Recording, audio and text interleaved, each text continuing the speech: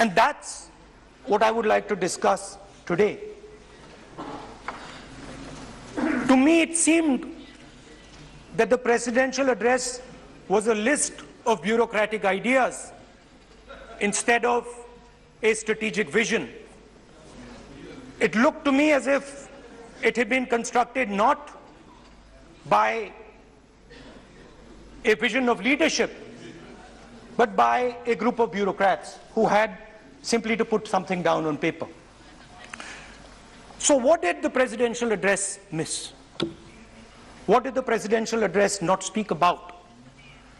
What did the presidential address hide from the people of India? I think there are three fundamental things that were not spoken about in the presidential address. The first, and what I consider to be the most important, is the idea that there are now two Indias. There is now no longer one India. There are two Indias. One India is for the extremely rich people, for those who have immense wealth, for those who have immense power, for those who do not need a job, for those who do not need water connections, electricity connections, but for those who control the heartbeat of the country. And then another India. Another India. आपके जब नेता बोलेंगे ना, फिर हम भी वो खड़े होंगे उस समय. सर एक बात करने दीजिए. सर ये प्रेसिडेंशियल एड्रेस की एक गरिमा होते हैं. जब आपके प्रवक्ता बोले थे कोई भी नहीं खड़ा हुआ यहाँ पर. इस गरिमा को मद्देनजर ये चर्चा करना चाहिए. नेता सत्ता पक्ष का भी है, नेता विपक्ष का भी है. हमारे नेता भी बोल रहे हैं, समय हमें दिया गया, इस सूची में हम बोल रहे हैं. अगर आप ये चाहें कि हमारे नेता को बोलने में बाधा डाले जाए तो मौका हमारे भी आएंगे. आपको नेता जब यहाँ बोलने उठेंगे हम भी इस तरह की बाधा डालेंगे. ये आपको समझा रहे हैं, चेतावनी दे रहे हैं. ऐसा नहीं, हम लोग डरे हुए नहीं है. हम अपना बात रखना चाहते हैं, अधिकार है हमारा. प्लीज नो प्लीज बैठिए, बोलने सभी अध्यक्ष महोदय. And for my friends in the government, I want to make it clear that the spirit of what I'm saying is not one of criticism. The spirit with which I speak is one of discomfort with the state of our country. And the spirit with which I speak is one where I am worried about what is happening to the country. So you must not take it as a criticism. Take it as a citizen of the country who is concerned about what is going on. धन्यवाद. तो दो हिंदुस्तान बन रहे हैं. एक अमीरों का हिंदुस्तान और दूसरा गरीबों का हिंदुस्तान. और इन दो हिंदुस्तानों के बीच में खाई बढ़ती जा रही है. आपने अभी देखा होगा, अभी दो स्पीकर्स ने बात की, मगर आपने ये नहीं कहा कि रोजगार ढूंढने के लिए उत्तर प्रदेश में, बिहार में रेलवे की नौकरी के लिए वहां पे युवाओं ने क्या किया और क्या हुआ, इसके बारे में आपने नहीं बोला. गरीब हिंदुस्तान के पास आज रोजगार नहीं है. प्रेसिडेंशियल एड्रेस में बेरोजगारी के बारे में एक शब्द नहीं था. और पूरे हिंदुस्तान में आज हिंदुस्तान का युवा रोजगार ढूंढ रहा है. हर स्टेट में, उत्तर प्रदेश, बिहार, सब जगह हिंदुस्तान का युवा एक ही चीज मांग रहा है, रोजगार हमें दे दो. और आपकी सरकार नहीं दे पा रही. आपको मैं आंकड़ा देना चाहता हूं. इस पिछले साल 3 करोड़ युवा रोजगार खोए हैं. आप बात करते हो रोजगार देने की। 2021 में 3 करोड़ युवा रोजगार खोए हैं। 50 साल से सबसे ज्यादा बेरोजगारी आज हिंदुस्तान में है।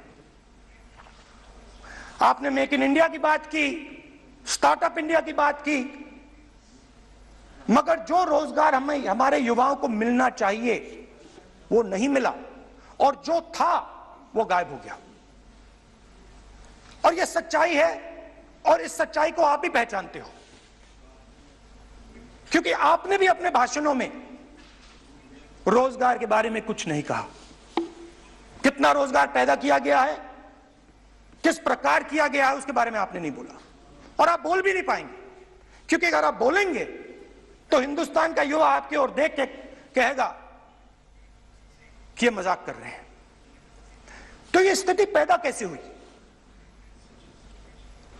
ये दो हिंदुस्तान पैदा कैसे हुए?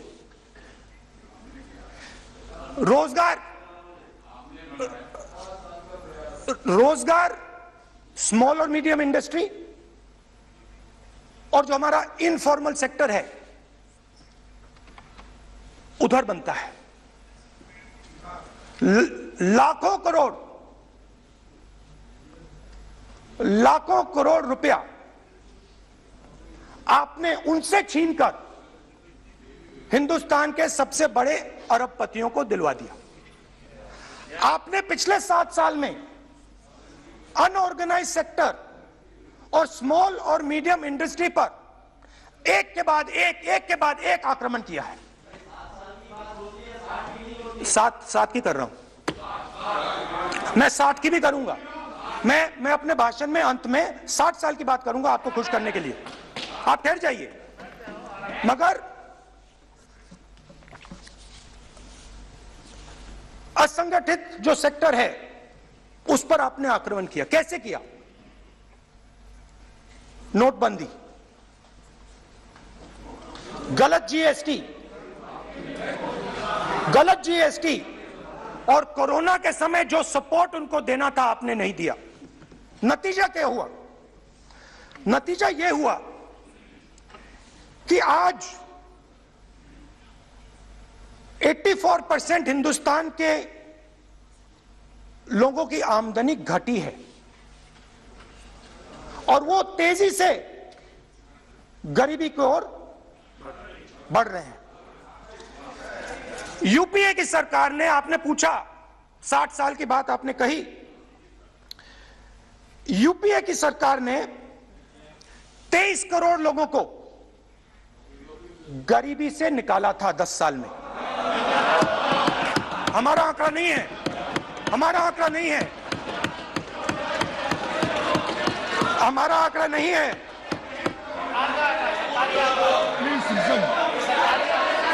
आप हंसिए, हमारा आंकड़ा नहीं है, यह सच्चा आंकड़ा है। 27 करोड़ लोगों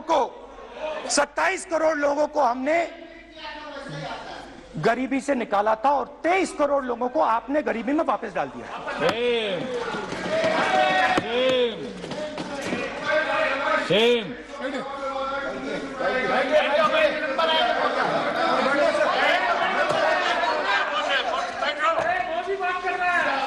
और हो क्या रहा है?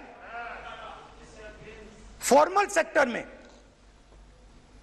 मोनोपोलीज बन रही हैं। किसी भी आप सेक्टर में देखिए, और सबसे 2 मोनोपोलिस्ट के बारे में थोड़ा सा बोलूंगा।